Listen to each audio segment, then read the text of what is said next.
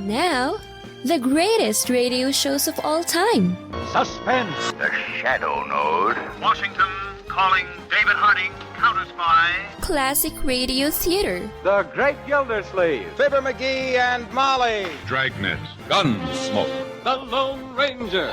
Now, step back into a time machine with your host, Wyatt Cox. Good evening, friends of the Inner Sanctum. It was 67 years ago today, the last Jack Benny regular program aired on CBS Radio, and they didn't even know it was their last show.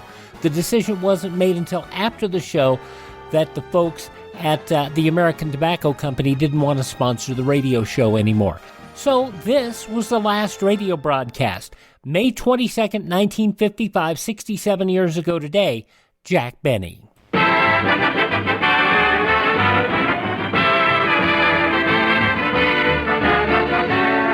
Jack Benny with Mary Livingston, Rochester, Dennis Day, Bob Crosby, and yours truly, Don Wilson.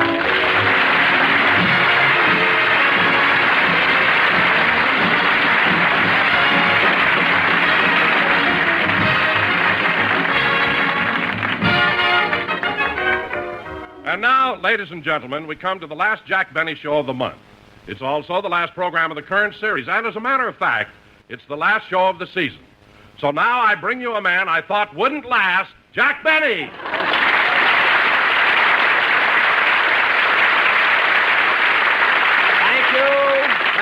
Thank you. Hello again. This is Jack Benny talking. And Don, I know that you're trying to be clever on the final show, but how could you possibly have thought that I wouldn't last? After all, a man my age is just in the prime of life. I guess you're right, Jack. They've been priming you for 20 years.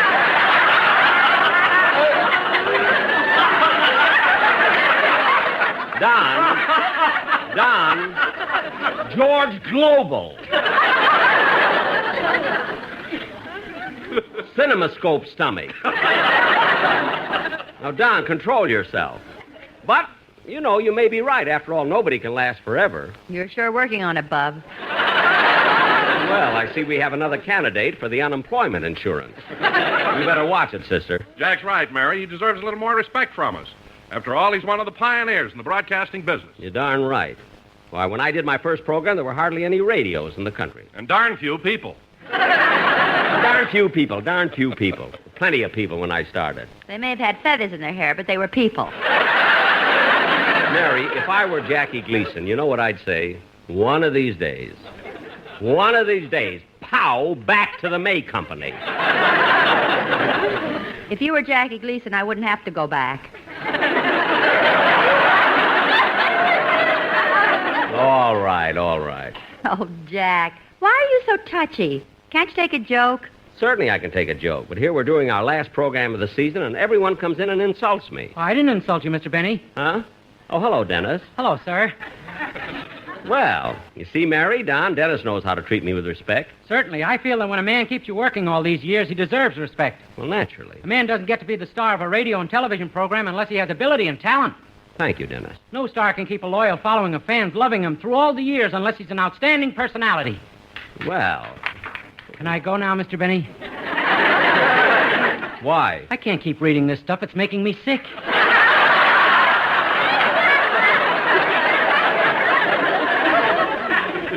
Why did I have to let him go on? Why didn't I stop him when I was ahead? I should have stopped him earlier, like in 1946. Oh, well, it's the last show of the season. I won't be seeing him for quite a while. Oh, say, that reminds me, Dennis. What are you going to do this summer? Well, Don, I'm going to visit my uncle in Las Vegas. I didn't know you had an uncle in Las Vegas, Dennis. Yes, he's married and has a lovely wife and 3 slot machines. Gee, Dennis, I envy you going to Las Vegas. I'd like to go there, but it's so expensive. What do you mean expensive? Last time I was there, I got a room for $2 a day. $2? Must have been an awfully small room. Well, yes, it wasn't too large. As a matter of fact, it didn't even have a bath. Jack, do you mean to say that you stayed at a place without a bath? I didn't need one, Don. They cleaned me before I got to my room.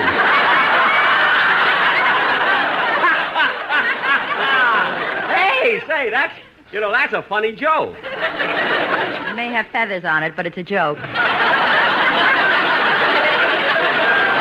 right, anyway, I'm going back to Las Vegas this summer and stay at the Flamingo Hotel.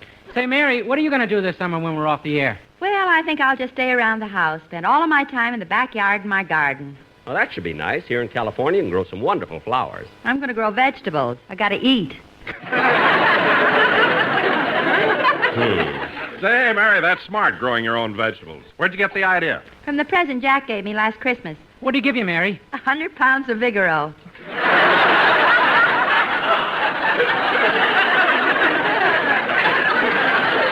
Gift wrap, yes. Now, wait a minute, Mary. I think you're going just a little too far. That's right, Mary. How can you say such things about a man who's so nice, so generous, so nice, so generous, so nice, so generous, so nice? Dennis, turn the page already. For heaven's sakes. Anyway, Dennis, time for you to do your song. And since this is the season's final show...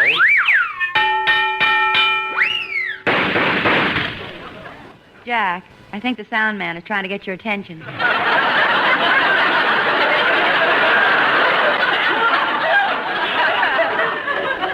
Oh, yes, he is. What is it, Twombly? Well, this is the last show of the season, and all my relatives is listening in. Well, that's nice. No, it ain't. All they're hearing is people talking. They want to hear sound effects. Look, Twombly. A guy imposes on all his friends and relatives and gets them to listen to this program, and what do you hear? Yaketa, yaketa, yaketa, yaketa. Look. You may not know it, but in Canoga Park, I'm a big man. For heaven's sake, Twombly, there are sound effects at the end of the show. Yeah, but all you got is ordinary ones, like a knock on the door, a telephone rings. I want something complicated that'll let me show my artistry. But look... I like them dramatic shows. Can't you do a show like a Tale of Two Cities? 'Tis a far, far better thing I do than I have ever did before. Goodbye. That's the guillotine.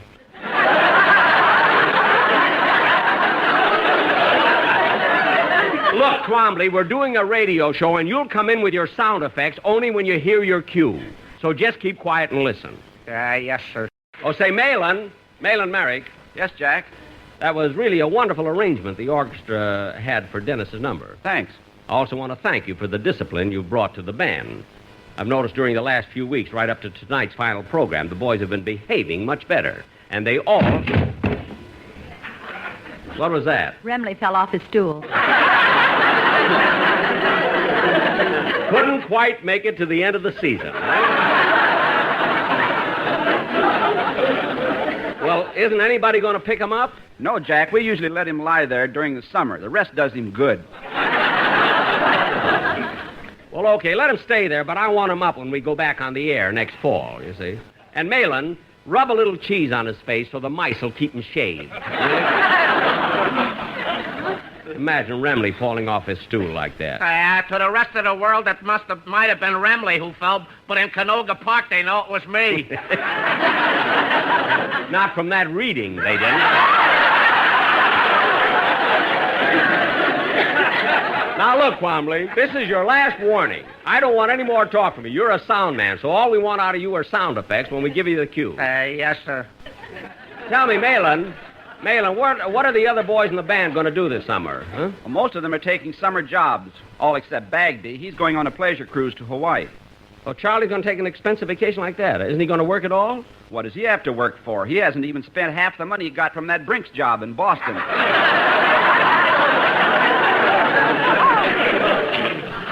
Malin, how can you say a thing like that about Bagby on the air, even in jest? Now the police will come and get him. Twombly, stop that! And what are you bowing for? Right now, they're applauding in Canoga Park. Look, I don't want any more of your silly talk and sound effects. You just give us the sound effects on the right cue, and that's all. Yes, sir. Say, Jack. Yes, Malin. Since this is our last program, the boys in the band chipped in and bought you a little gift. And they selected Sammy the drummer to make the presentation. Come over here, Sammy. Okay, Mellon. Mr. Benny, on behalf of all the boys in the band, it gives me great pleasure to present you with this token of our esteem. Well, thanks, Sammy. Thanks a lot, fellas. Let me see what it is. Oh, isn't that nice? It has my initials on it, too. Yeah. Just what I've always wanted. A monogrammed ice cube.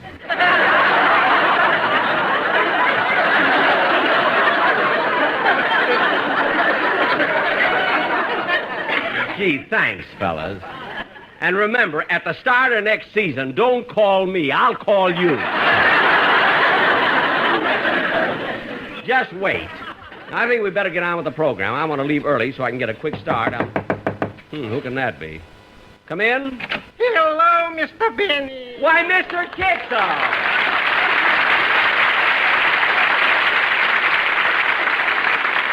Mr. Benny, pardon my intrusion, but I just dropped in to say goodbye. Well, that was very nice. And wait a minute. How'd you know I was going away? Of this I was ignorant, but I know I'm going away. Oh, really? Where? I'm going to Europe to visit my relations. Oh, that's wonderful. What country do they live in? Ireland.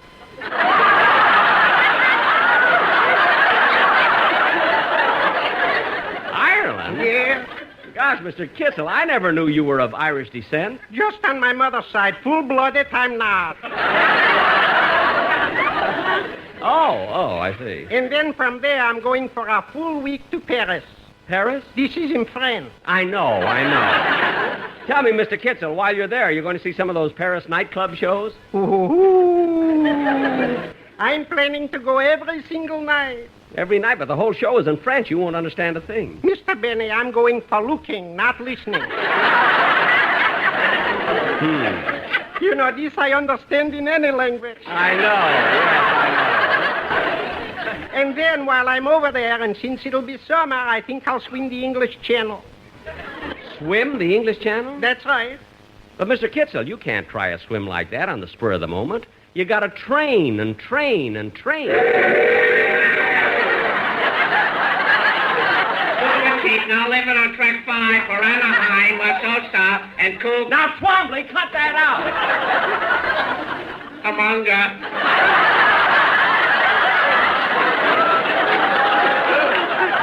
Now, look, that's the last straw. Another interruption like that, and I'll have you fired. Now, I don't care how strong your union is. I'm sorry I lost my temper, Mr. Kitzel, but this has been going on all day. Oh, that's all right. I was just leaving anyway. Oh, well, goodbye and bon voyage. Thank you. Mickey McGuire was a man of fire, and he came from County Cork.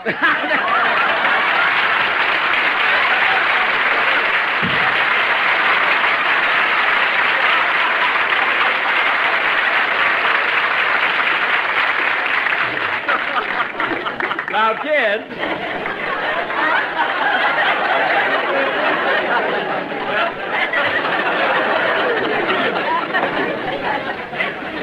No use writing anything. They read anything they want.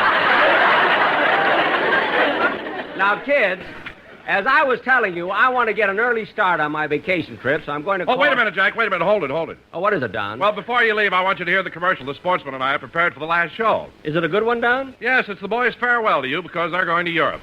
Oh, to Europe, like Mr. Kitzel. All right, fellas, let's hear the song. May 22nd, 1955, Jack Benny on Classic Radio Theater with Wyatt Cox.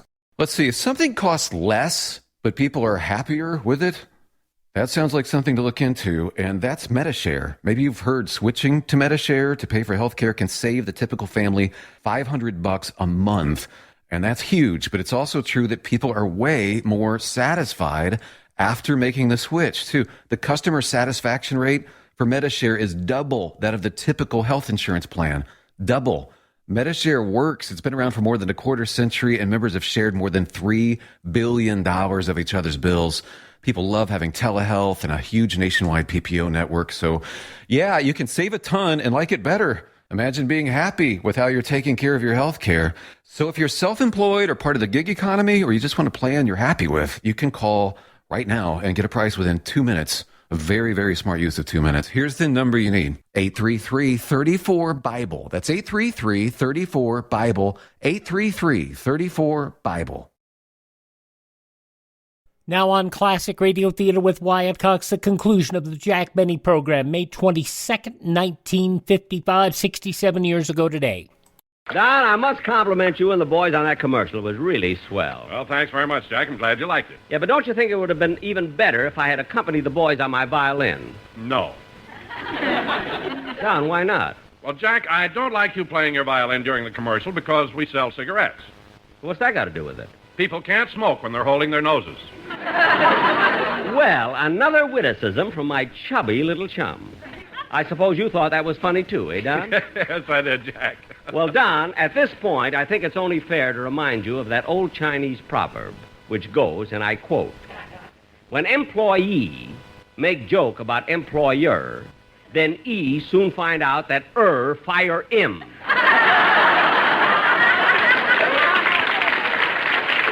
So watch it, kiddo.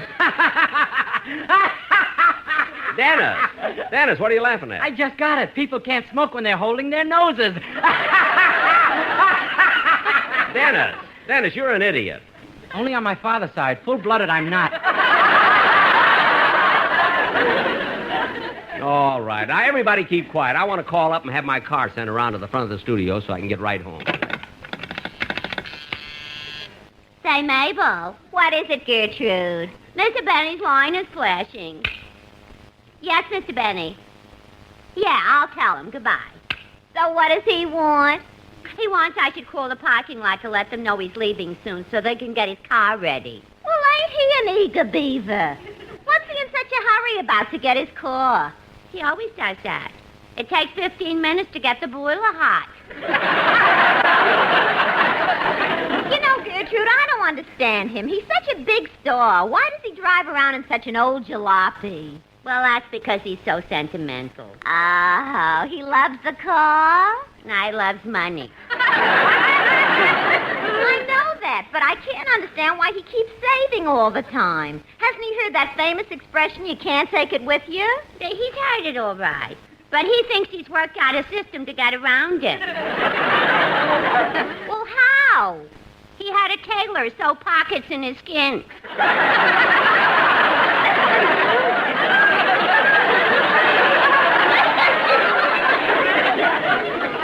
Well, you know, everybody can kid Jack about being cheap, but I happen to know he has a generous side, too. What makes you say that? Well, the other night we were having dinner at the Sportsman's Lodge, and you know how most people only leave 10% of the bill for a tip? Uh-huh. Well, Jack insisted I leave 15. Oh, how nice. Hello? Oh, I'm sorry, Mr. Betty. The line to the parking lot is busy. I'll keep trying and tell him you want the car. It'll be ready by the time you are. Oh, thanks a lot. Thanks a lot, Gertrude.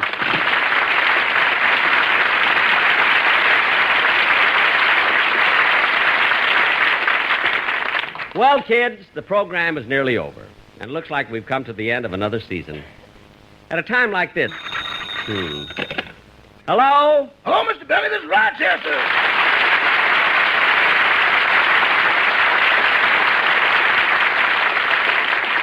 What is it, Rochester? Nothing important. I just want you to know that I've got all your things packed and ready for your trip. Good. You put in all that stuff in my medicine chest? Yes, sir. I packed your nerve tonic, stomach tonic, liver tonic, blood tonic, and tonic. Tonic? What have I got that for? In case any of the other tonics feel run down, that's what they take. Well, Rochester, did you pack my new gray suit? No, sir. It's dirty. I'm going to send it to the cleaners. But I want to wear it tomorrow in Las Vegas. But, boss, that gray suit doesn't give enough contrast with your golden curly locks. Well, Rochester, what can I do? I don't have any other new suit. I know, but you got other locks. Well, all right. Now tell me, Mr. Benny, do you want me to pack your brown spiked shoes or your two-tone spiked shoes? I don't want any spiked shoes. I'm not going to play golf in Las Vegas. I know, but if you win some, you'll want to get out fast.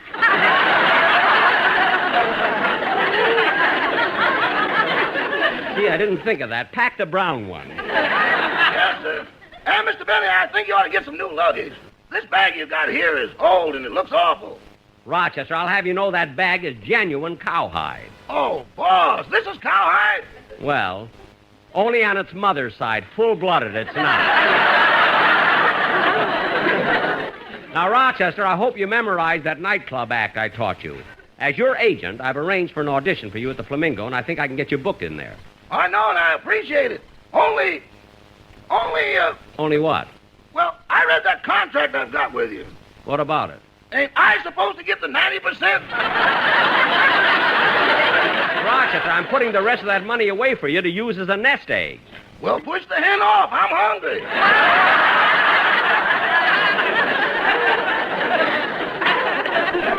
Stop worrying about it. You'll get everything that's coming to you. Now, I'll be back as soon as the program's over, and we'll leave right after dinner. Okay. Goodbye. Goodbye. Goodbye. Goodbye. Goodbye. For heaven's sakes, Twombly, hang up the phone. You told me you didn't want no more sound effects.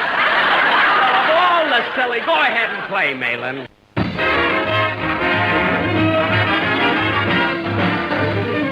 Ladies and gentlemen, although this is called the Jack Benny program, I'd like to say that its success is due to the competent people I have working with me, my wonderful cast, the great supporting players I have, my producer, my engineer, my sound man, my capable writers, my fine musicians. How can you read that stuff? Doesn't it make you sick? Good night, folks. See you in the fall.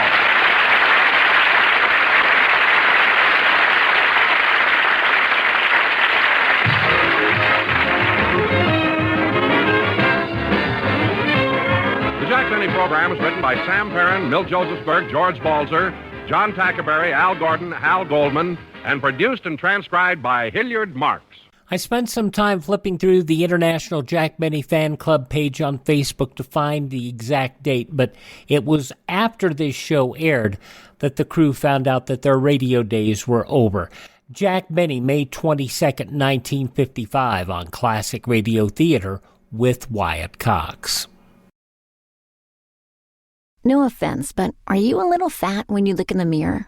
How would you like to learn the secrets to lose 3 to 5 pounds a week easily without joining the gym or going through any crazy diets? It's called Body Sculpt by Med Diet. For the last 2 decades, we've been helping people just like you that have pounds they want to shed.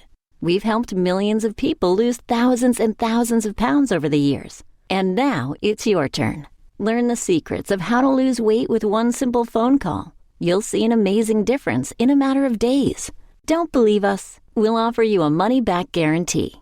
If you're ready to start losing weight right now, call right now to learn more about your risk-free order to Body Sculpt. Call for your risk-free offer. 800-738-5332. 800-738-5332. 800-738-5332. That's 800-738-5332.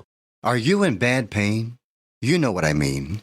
Your knees hurt. Your shoulder hurts. Your elbow and back are constantly killing you. And I'm sure you've tried every pain pill or cream available at the drugstore. Am I right? Well, here's something you haven't tried. Pain Magic.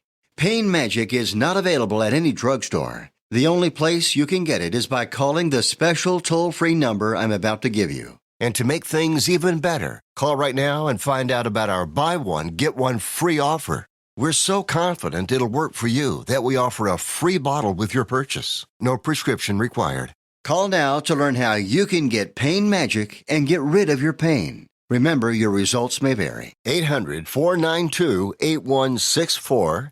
800-492-8164. 800-492-8164. That's 800-492-8164.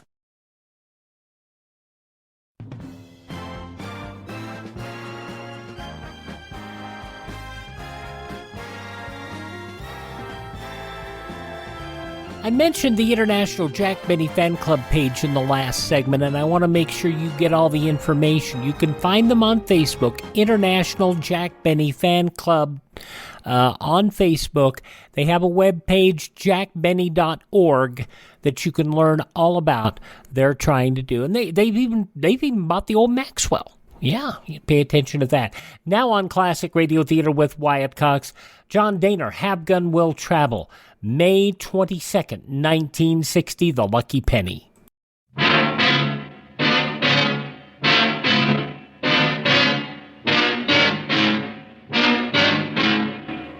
The old man doesn't have long to live. If he learns the truth about his gold mine, it might be the end of him.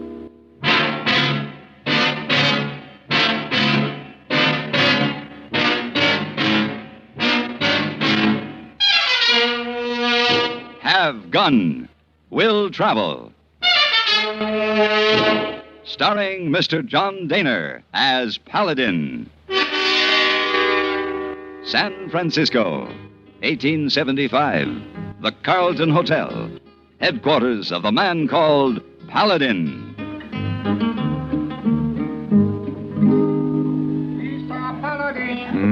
Mr. Paladin. Over here, hey boy.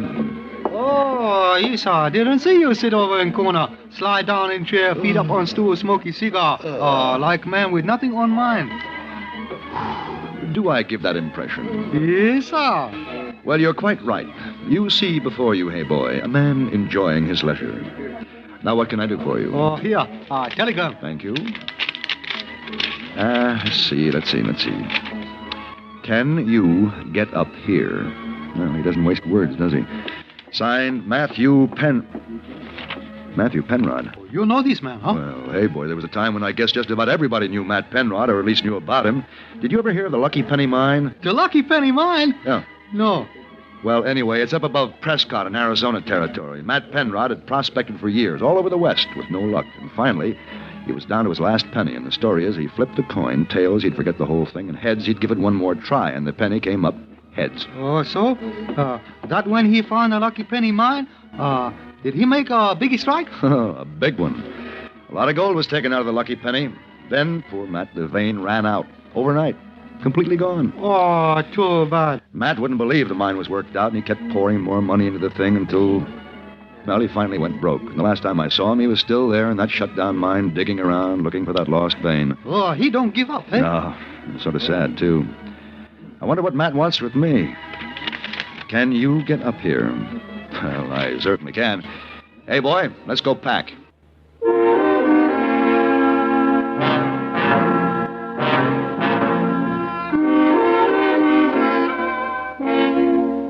The last time I had occasion to visit the Lucky Penny, it was a ghost mine. So when I arrived, I was surprised to see smoke pouring from the smelter stacks and to hear unmistakable sounds of activity. I rode on to the ornate old house Matt Penrod had built for himself on the side of a hill, and he was waiting for me on a wide-screened porch that overlooked the mine. Paladin. Hey, Matt. Oh, Well, God, I'm glad to see you. how are you, Matt? Look at her, Paladin. Just look out there, going like a house afire. Come on over here and sit down, son. Well, Matt, that sure is a beautiful sight, all right. So, you fooled the experts. You found the lost vein, huh? Darn this thing. Tell me about it, Matt. Well, like you see, with me in this here doggone wheelchair, got so I couldn't climb around my diggings anymore. Had to give it up. Yep, I had to call it quits. Oh, not you, Matt. Yep. Then one day this fella come along, said he'd heard about the mine, wanted to know if he could look around. I had him sized up for a real dude, but I said, sure, go ahead. Well, Paladin, if he didn't go poking around in them shafts and locate that lost vein. Well, you always said it was there, Matt. Yep. Sure wish I was able to get a look at her. And you know something? Know what this fella's name is? Huh. Penny. Joe Penny.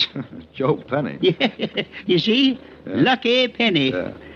Well, anyway, he come to me with the proposition to work the mine. He take over, we go shares.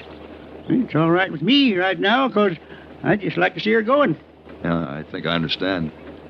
Just one bad thing, though. You remember Charlie Hodges? Sure. The superintendent who was with you for so long. Yep. Well, Charlie and this Joe just couldn't seem to hit it off. Couldn't work together. Wasn't anything I could do about it, Paladin.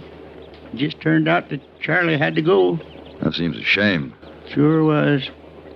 Sort of took the shine off the whole thing. But now there's something else. What's that?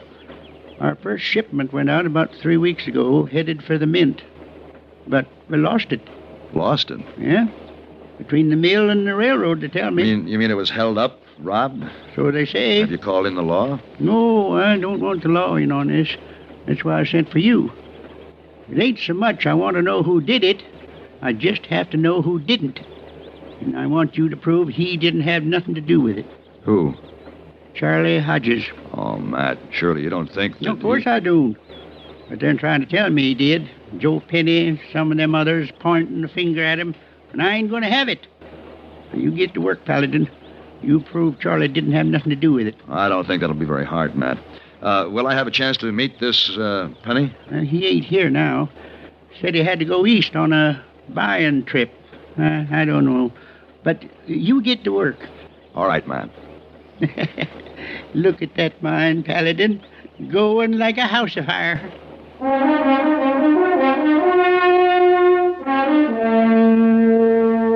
It was late in the day when I left Matt's house, but I decided to swing around and have a look at the mine. That wasn't easy.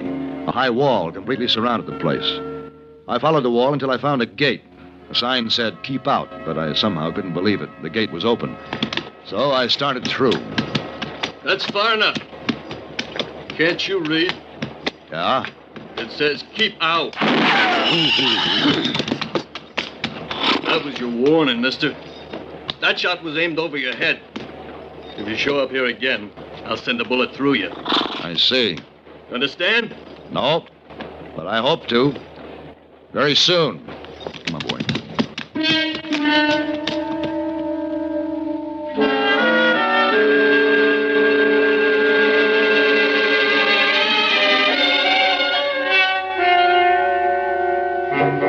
A fortress mine was an unusual thing in that part of the country, and I began to wonder just how much old Matt knew about his lucky penny operations. The hotel in town was musty from its years of disuse, but it was open for business, so I checked in and went up to my room. I tried to figure just where to start to prove that Charlie Hodges did not steal the Lucky Penny's gold shipment. Yes? Paladin? Yes? Remember me? Charlie Hodges. I happened to be in town when you rode through today. I thought I recognized you. I'm glad you did, Charlie. Come on in. Thank you. I saw Matt this afternoon. Oh, what'd you think? He looks old, tired, but he's happy. Yeah, he's happy. Maybe after all, that's what's important. Well, go on, sit down, Charlie. Oh, thanks. Say, Charlie, Matt wants me to check that robbery of his gold shipment. Oh? Charlie, he wants me to prove that you didn't do it. Well, that'll be easy. I didn't. That convinces me. Do you have any idea who did, Charlie? Well, as near as I can figure, nobody. What do you mean? I don't see how anybody could steal the gold. Because I don't see how there could be any gold. Huh? Oh, the Lucky Penny's worked out. Oh, they're working the mine right now. Look out the window. You can see the fire from the smokestacks. They must be on a 24-hour schedule. That's what's got me baffled. Paladin, I know the Lucky Penny like I know the inside of my hand. And I know a worked-out mine when I see one. That vein didn't just default, it quit. Matt doesn't think so. I know. What about this Joe Penny? Well, we didn't get along right from the start. But funny thing, he saw to it that I never had a chance to check out that vein he discovered. But even helpless as he is, how could anyone fool an old miner like Matt? Well, Matt isn't the man he used to be, Paladin. You know, besides, a man believes what he wants to believe. Yeah, you're right. Say, did you ever meet this Joe Penny? No. Believe me, he's just a cheap crook. Do you know what he's up to? I think so. Investment swindle? Sure. He wants to make the Lucky Penny look like a going outfit so the suckers will want a piece of it. And he had to fake the holdup to explain away why there's nothing to show for all the activity. Huh? Exactly. The worst thing, when he collects his boodle, he's going to beat it and leave the old man helpless. Paladin, I don't want to see that happen. Well, we'd have to prove they're faking the operation. The only way to do it is get inside. I tried it, and I didn't get very far. What can we do, Charlie? Well, you know, Paladin, I've been thinking about this, and there is a way.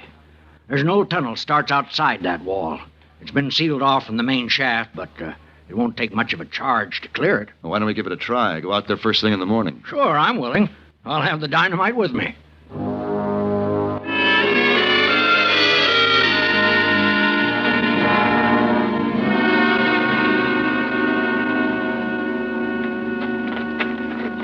Now, how long since this tunnel's been here? Oh, long time.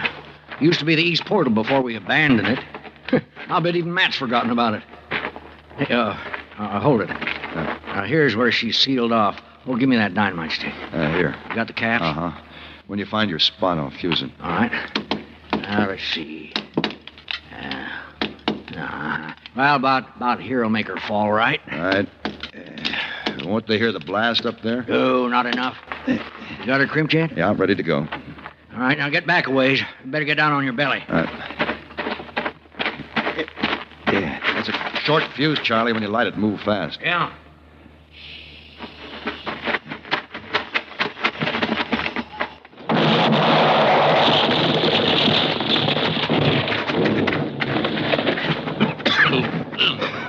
Well, there she is. Very pretty, Charlie. I used to be considered one of the best powder monkeys in the West. I'm glad to know I haven't lost my touch. Yeah. Come on, let's go.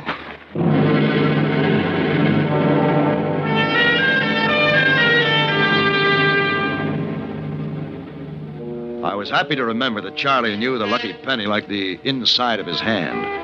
It was all a bewildering maze to me, but somehow we eventually reached the main portal and we were able to look out on the yard where the mill and refinery were located. Looks like we made a mistake when we figured to disguise ourselves in these miners' clothes. Those men out there look more like Barbary Coast riffraff. Never seen such a bunch of plug uglies. Look, all those that ain't in the poker game have rifles over their shoulders. Hey, you smell that? Yeah. What is it? There's chlorine gas. They got that refinery running full blast. Is there any way we can get over there? Yeah, if we can make it past those rifles, we can duck behind the slag dump and get around the back way. Well, come on. Take off that miner's hat. It makes you conspicuous. Oh. All right, come on. Come on.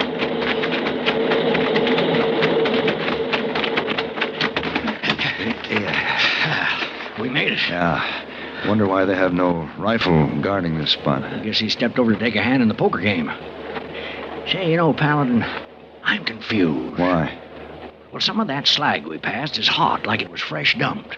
Well, that would mean they're going through the whole smelting process? Yeah. Well, they wouldn't have to do that just for show, would they? Well, I can't see why. Have you got your gun? Yeah. We'll have to shoot our way out if we get caught, but I want to try to get to that storage vault over there. Where's that? That iron shed, see? Oh. With the heavy door on it? All right, come on. Yep.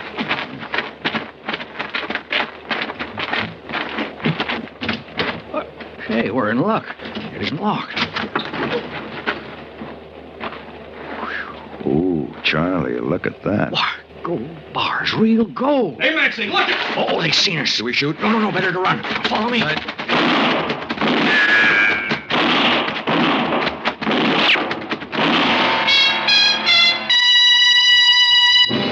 May 22nd, 1960, Have Gun Will Travel on Classic Radio Theater with Wyatt Cox. It's a big, bold story set in the heartland of America, along the edge of Lonely Mountain. I am open for business. And so Big William Gorgon, played by handsome Michael James, fiercely set down his Midwest roots. Oh, darling, we're going to sell bathrobes and raise chickens. Set his adoring wife, Wilhelmina, portrayed by beautiful Glenda Olsen. Oh, I love our store, Will. But they hadn't counted on Big Ralph's bathrobes and cattle store coming to town. Oh, Will, what will we do, Will? Will had a plan, a way of facing off against tough Big Ralph. We're going to change the face of America. We're going to advertise. For what? With print, broadcasting, and bus benches, we're going to tell people who we are and where we are. What's a bus? And so the story of how one man brought advertising to the heartland. Oh, will it work? It will. Well, my name ain't Will, Wilhelmina. We got to advertise or we'll die. And so the greatest marketing story of all time is here. Advertise or die, dopey. Put your message on this national advertising platform. Email classicradiotheater@gmail.com. classicradiotheater@gmail.com. Now on Classic Radio Theater with Wyatt Cox, the conclusion of Have Gun Will Travel, May 22nd, 1960.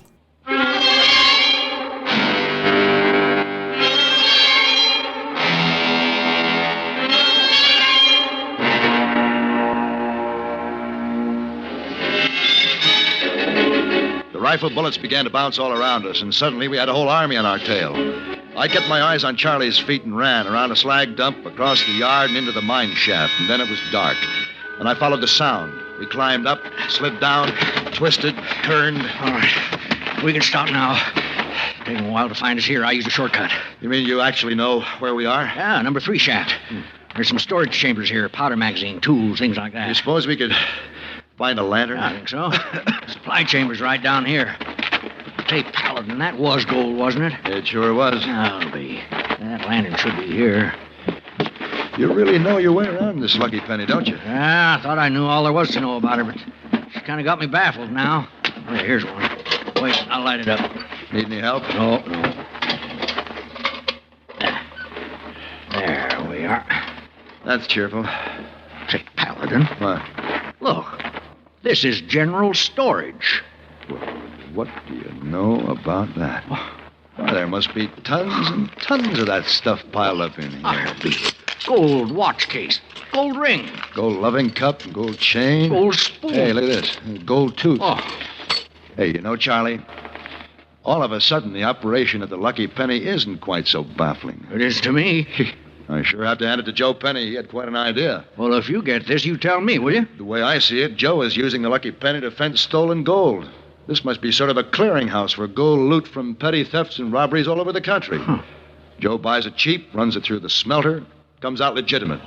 Nice, clean gold bars, acceptable to the mint. What do you know about that? You think that's it, huh? I'm sure of it. Pretty smart. Yeah, maybe not so smart. He got found out. Yeah, we found him out, but right now we're in this mine with a whole army of his riflemen after us. We may never have a chance to prove it. I don't want to prove it. Why not? Well, you know and I know that old Matt hasn't got many days to live. Can you imagine what it'd do to him if this story came out? Well, you're right, Charlie, but we can't let them keep this up. Yeah, let's just spoil their little game. Scare them off. Run them out. Paladin, the powder magazine's right over here. Load up with as much of the stuff as you can carry. We can start here with general storage. A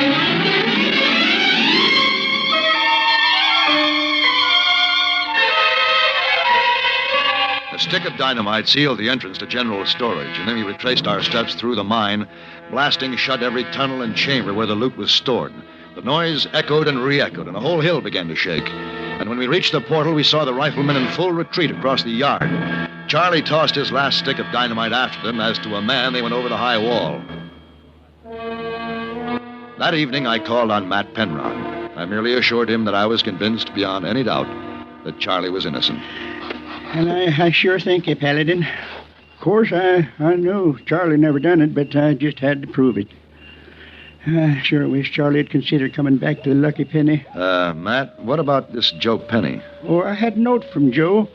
That buying trip he went on, he ran into some sort of difficulty. He's going to be detained a long time. 2 to 5 years, he said. Oh, I see. Well, I think Charlie would be happy to come back. Be worth his while, the way things are popping at the mine. I guess I'm a silly old man, Paladin. But you don't know what it means to me to sit here on my porch like this, hearing them sounds at the Lucky Penny. Like this morning. Yeah, seems kind of quiet tonight, though.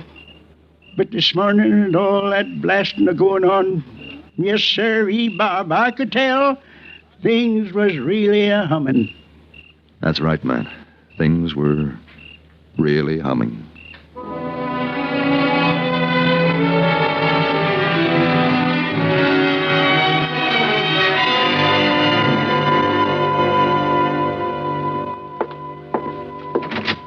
Oh, Miss Wong. Yeah, just finished cleaning your room, Mr. Paladin. That's very nice. Oh, thank you.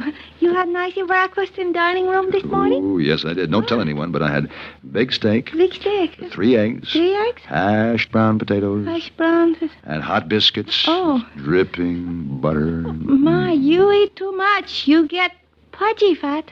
No danger, Miss Wong. The only good meals I get are those here at the Carlton, and that isn't very often since I'm away most of the time anyway. Yes, Mr. Paladin, Macy Wong found penny you leave on bureau dresser. Oh, yes, that's a special penny, Miss Wong. Oh? Came in the mail yesterday with some very sad news.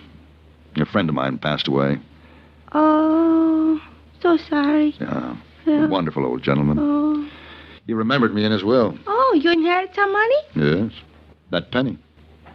Just 1 penny? That's all. But it's very special. A lucky penny. Oh, it's supposed to bring you much luck? Maybe. We'll see, Miss Wong. Is that?